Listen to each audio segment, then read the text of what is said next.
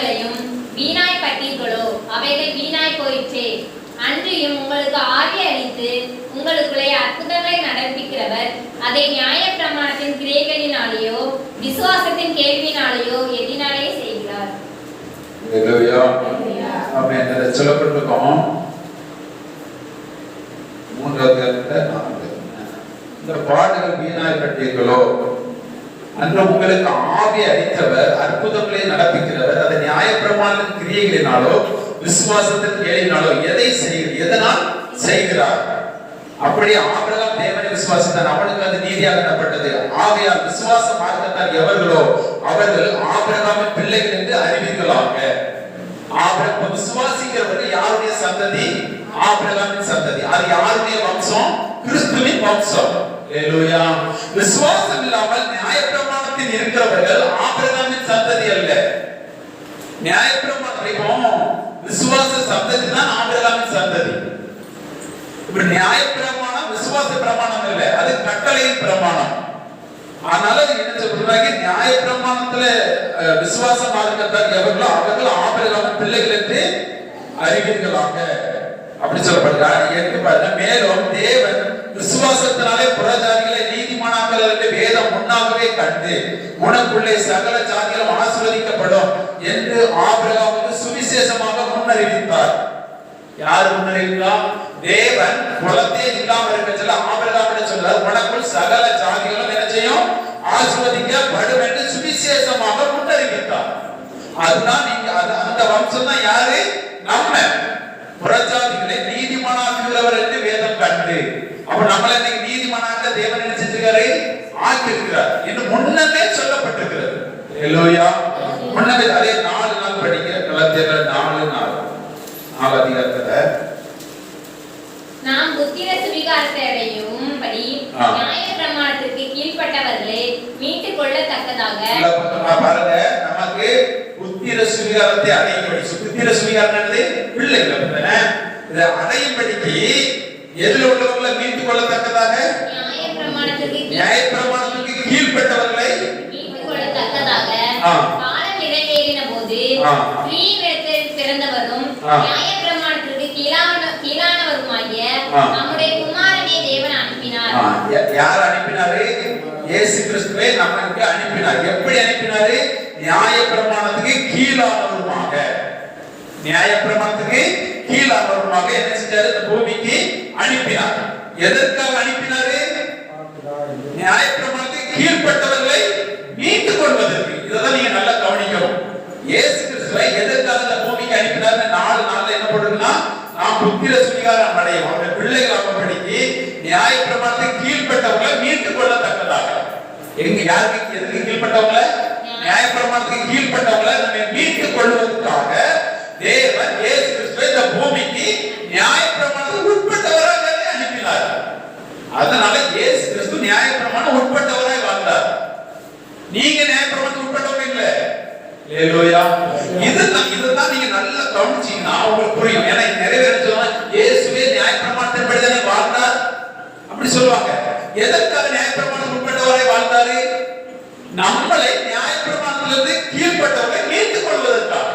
நியாயப்பிரமாணத்துக்கு இன்றைக்கும் சபையில நியாயப்பிரமாண சட்டத்திட்டத்துக்கு உட்படுத்தப்படுறாங்க பாருங்க, அவங்களை மீட்டுக் கொள்வதற்காக தான் யார் அனுப்பினார்? தேவன் இயேசு கிறிஸ்துவை அனுப்பினார். புரியுதா? சொல்ல புரியுதா?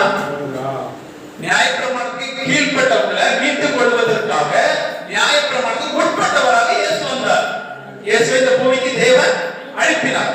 அவரை அனுப்பி மேலும் நீங்கள் புத்திரராய் இருக்கிறபடினால் அப்பா பிதாவை என்று கூப்பிடத்தக்க தேவன் நம்முடைய குமாரனுடைய ஆவியை உங்கள் இருதயங்களிலே அனுப்பினார். அவருடைய குமாரனாகிய ஆவியை நம்ம இருதயங்களிலே அனுப்பினார். நல்ல, இதுதான் நம்ம அதிகமா பேச முடியாது. எதுக்குன்னா அவருடைய ஆவியை யாருக்கு அனுப்புறாரு? புத்திர சுவிகாரம் அடைகிறவங்களுக்கு அனுப்புகிறார். அந்த புத்திர சுவிகாரம் அடைகிறவர்கள் யார் அப்படின்னா அவர்கள் நியாயப்பிரமாணத்துக்கு கீழ்ப்பட்டவங்க இல்லை. அப்ப நியாயப்பிரமாணத்துக்கு கீழ்ப்பட்டவர்களுக்குள்ள புத்திர சுவிகாரத்தின் ஆவி செயல்பட முடியாது. கிறிஸ்துவின் ஆவி செயல்பட முடியாது. ஒரு மனுஷனுக்குள்ள கிறிஸ்துவின் ஆவி செயல்படுவதுன்னா அவன் கிறிஸ்தவனாக இருக்கிறான். கிறிஸ்தவன் என்றால் அவர் தேவனுடைய பிள்ளையாக இருக்கிறார். அவர் சுதந்திரவாளியாக இருக்கிறார்.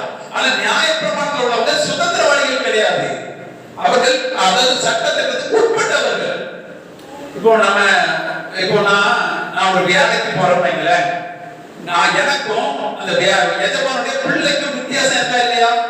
நான் சட்டத்திட்டத்துக்கு உட்பட்டவன், ஆனா அவங்க பிள்ளை சட்டத்திட்டத்துக்கு உட்பட்டவங்க இல்ல. நான் அவர் சொன்னபடி நான் நடந்தே தீரணும், ஆனா அவங்க பிள்ளை அவங்க சுதந்திரவாளி, அவங்க விருப்பத்துப்படி நடக்கிறாங்க. ஹல்லேலூயா. ஏன் அவங்க பிள்ளை அது சுதந்திரவாளி, ஆனா நான் அடிமை. அதனால நான் அவர் சொல்றதை கேட்டுதான் சட்டத்திட்டத்துக்கு உட்பட்டு இருக்கணும். இந்த சட்டத்திட்டத்துக்கு உட்பட்டு இருக்கும் பொழுது நாம் சுதந்திரவாளியா இருக்க முடியாது, பிள்ளையா இருக்க முடியாது. ரெண்டுல ஏதாவது ஒண்ணுல தான் இருக்க முடியும். நீங்க நியாயப்பிரமாணத்துக்கு உட்பட்டு வாழ்ந்து கொண்டிருக்கீங்கன்னா நீங்க மாம்சத்துக்குரியவங்களா இருக்கிறீங்க, சட்டத்திட்டத்துக்கு உட்பட்டவங்களா இருக்கிறீங்க. இந்த மாம்சத்துக்குரியவங்களுக்குள்ள தேவனுடைய ஆவி கிரியைகளை செய்ய முடியாது. நீங்க நம்ம முற்பிதாக்களை பாருங்க, ஆபிரகாம், ஈசாக்கு, யாக்கோபை பாருங்க, இவங்க சட்டத்திற்கு உட்பட்டவங்க, கிறிஸ்துவின் வார்த்தையை நம்பி வாழ்ந்தவர்கள். ஹல்லேலூயா. தேவன் ஒரு வார்த்தையை சொல்றாங்க, அந்த வார்த்தையை நம்பி வாழ்ந்தவங்க. அவங்க சுதந்திரவாளி, அவங்களுடைய வம்சம் தான் நம்ம. ஆனா நியாயப்பிரமாணம் சட்டத்திற்கு உட்பட்டதா இருக்கும். புரிஞ்சா? ஹல்லேலூயா. இதை மட்டும் நீங்க நல்லா கவனிச்சு சொல்லுங்க.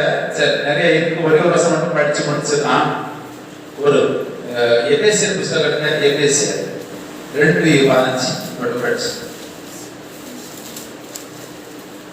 எபேசியர்ல 2:15 படிக்க பாருங்க. சட்டத்தை நான் 14-15 படிக்கிறேன். எப்படி அவரே, யாரு? இயேசுவே நம்முடைய சமாதானக்காரராகி இருக்கிறதாரையும் ஒன்றாக்கி பகைகளை நின்ற பிரிவினைகளையும் நடுச்சுவர்களையும் தகர்த்து, அதோட சேர்ந்து வருவாங்க, சட்ட திட்டங்களாகிய நியாயப்பிரமாணத்தையும் நம்முடைய மாம்சத்தினாலே ஒழித்து இருக்கிறதாரையும் தமக்குள்ளே ஒரே புதிய மனுஷனாக சிருஷ்டித்து இப்படி சமாதானம் பண்ணி. ஹல்லேலூயா. நியாயப்பிரமாணத்தின் சட்ட திட்டங்களை நம்முடைய மாம்சத்தினால் ஒழித்தார். இயேசு கிறிஸ்து சிலுவையில் அடிக்கப்பட்டது எதுக்கெல்லாம் அடிக்கப்பட்டாரு? சட்டத்திட்டத்துக்கு உட்பட்டவர்களை மீட்கும்படிக்கு.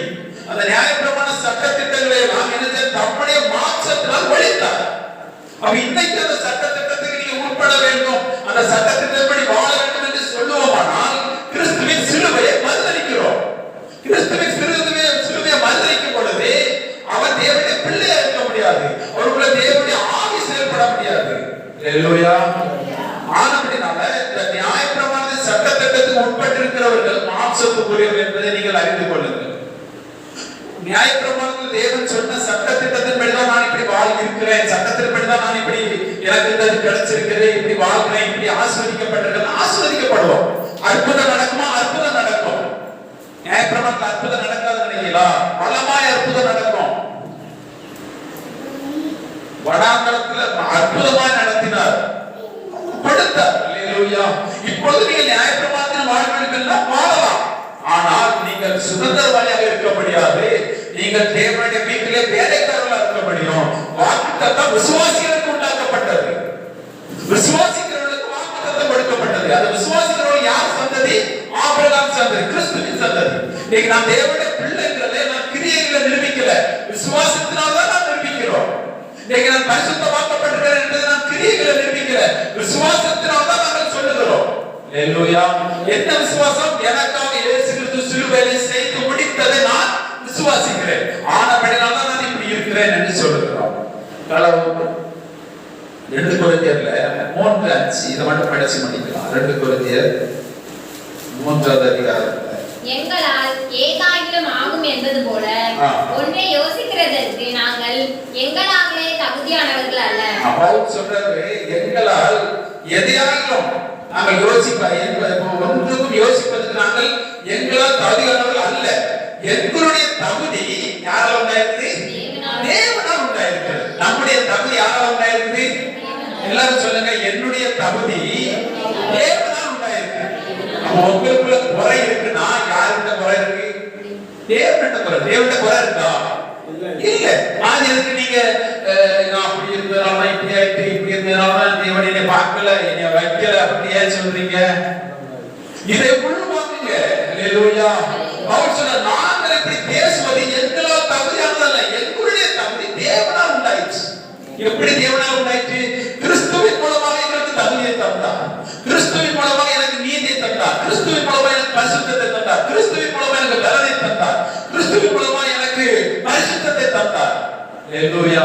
இதெல்லாம் 1 கொரிந்தியர் கடைசி வசனத்துல சொல்றார். அவரே எங்களுக்கு ஞானமும் நீதியும் பலனும் பரிசுத்தமும் மீட்பும் ஆனார். கிறிஸ்துவே எங்களுக்கு ஆனார். தேவனால் எங்களுக்கு ஆனார். அப்ப இன்னைக்குல இருந்து நீங்க தகுதி இல்லைன்னு சொல்லுதீங்கன்னா நீங்க யாரை மறுதலிக்கிறீங்கன்னா உங்களுக்காக தகுதிப்படுத்தின இயேசு கிறிஸ்துவை மறுதலிக்க. எல்லாவற்றிலும் நீங்க வெற்றி பெற முடியும். ஹalleluya. எல்லாவற்றிலும் இயேசு கிறிஸ்து அதான் பவுல் எங்களை பலப்பட்ட கிறிஸ்துவினால் எல்லாவற்றையும் செய்ய எங்களுக்கு பலன் உண்டு. ஹalleluya. எல்லாவற்றிலும் நீங்க வெற்றி சிறக்கப்படுகிற தேவனுக்கு ஸ்தோத்திரம். அப்படி சொல்லப்பட்ட அந்த 5-6 படிச்சு முடிச்சதே பாருங்க. 6 பாருங்க. புது உடன்படிக்கையின் ஊழியக்காரராய் அவர் படிக்கி அவரே எங்களை தகுதி உள்ளவர்களாக்கினார்.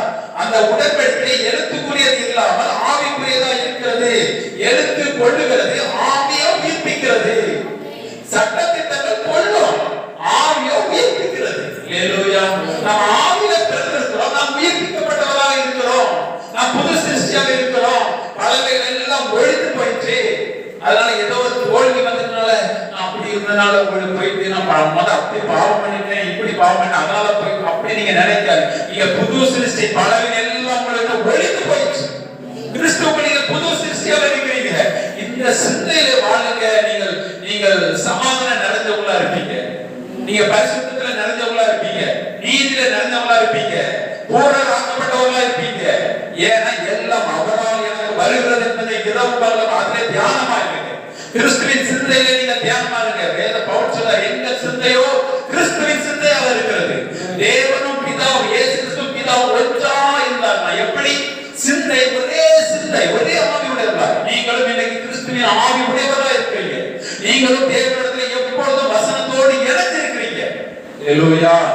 ஆமென். அது மட்டும் இல்லை, எழுத்துக்களினால் எழுதப்பட்டது, கற்களினால் பதித்திருந்த மரணத்துக்கு ஏதுவான ஊழியத்தை செய்த மோசே முகத்திலே மகிமை பிரகாசம் உண்டானபடியினால் இஸ்ரவேல் புத்திரர் அந்த முகத்தை நோக்கி பார்க்க கூடாதிருந்தது. ஒழிக்க போகிற மகிமை அப்படிப்பட்டது என்றால் ஆவிக்குரிய ஊழியம் எவ்வளவு அதிக மகிமை உள்ளதாக இருக்கும். ஹalleluya. ஒழித்து போகிற மகிமைக்கு மோசே முகம் பிரகாசம் அடைந்ததாம். ஒருவருமே அந்த முகத்தை பார்க்க முடியலையா? அப்படின்னா ஒழித்து போகிற மகிமை எப்படி இருக்குமானால் ஆவிக்குரிய ஊழியம் எப்படி இருக்கும் என்று வேதம் சொல்லுகிறது.